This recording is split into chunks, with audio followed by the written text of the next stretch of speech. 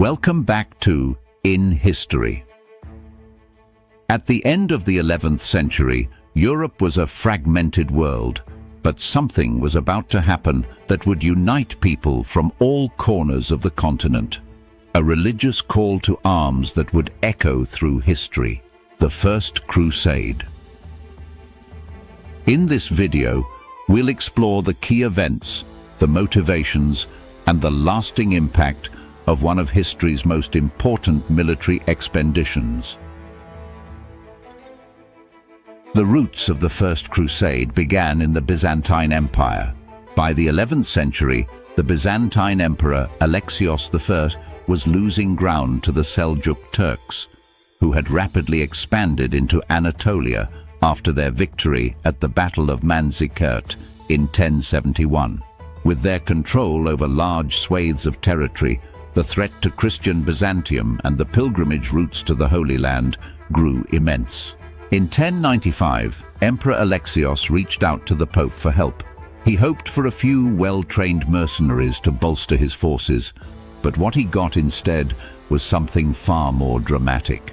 Pope Urban II saw the request as an opportunity to unite the warring Christian kingdoms of Western Europe under a common cause.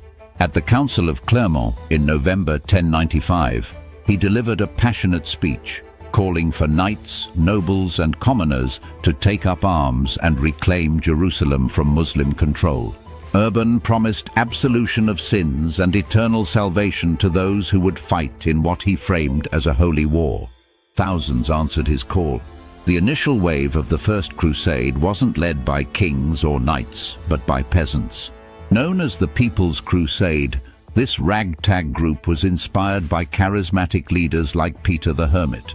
Lacking military training and proper supplies, they set off from Europe to reclaim the Holy Land in 1096.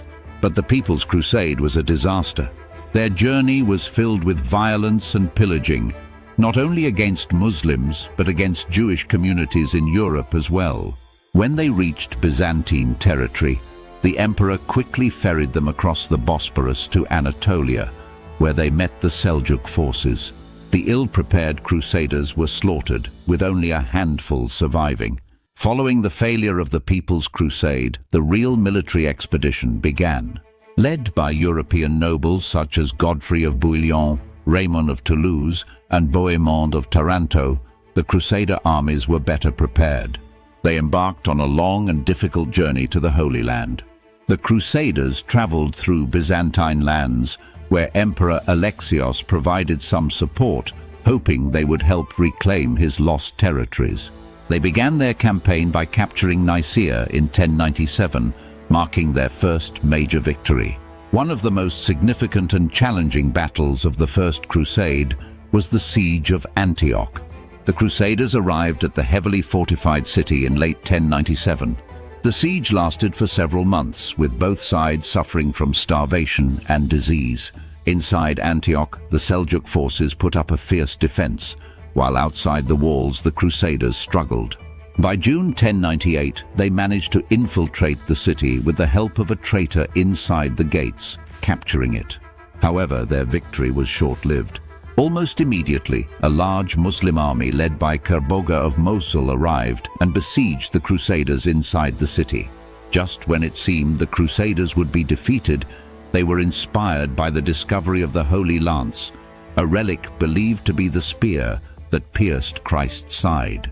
Boosted by this newfound morale, they launched a counterattack and miraculously drove the Muslim forces away. After Antioch, the Crusaders continued their march south toward Jerusalem, arriving in June 1099. The Holy City had been under Muslim control for centuries, but the Crusaders were determined to take it back. They laid siege to the city, building siege towers and launching assaults on the walls. On July 15, 1099, the Crusaders breached the city's defenses. What followed was a brutal massacre, as the Crusaders slaughtered thousands of Muslim and Jewish inhabitants. The capture of Jerusalem marked the culmination of the First Crusade, and it was seen as a divine victory by the Crusaders. After the capture of Jerusalem, the Crusaders established several Crusader states, including the Kingdom of Jerusalem, the county of Edessa, and the Principality of Antioch. The Crusader presence in the Holy Land would last for nearly 2 centuries, though it would be continuously threatened by Muslim forces.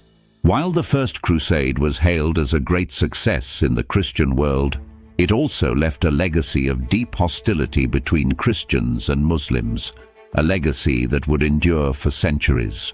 The religious and political dynamics set in motion by the Crusades would reshape the medieval world. The First Crusade was a momentous event filled with both triumph and tragedy. It united Europe under a common cause, but it also led to immense suffering for people in the Holy Land. The Crusades would continue for hundreds of years, but none would have the same dramatic impact as the first. If you enjoyed this video, don't forget to like, subscribe, and leave a comment below on what ancient mystery you'd like us to explore next. Until next time, keep seeking knowledge. See you next time on In History.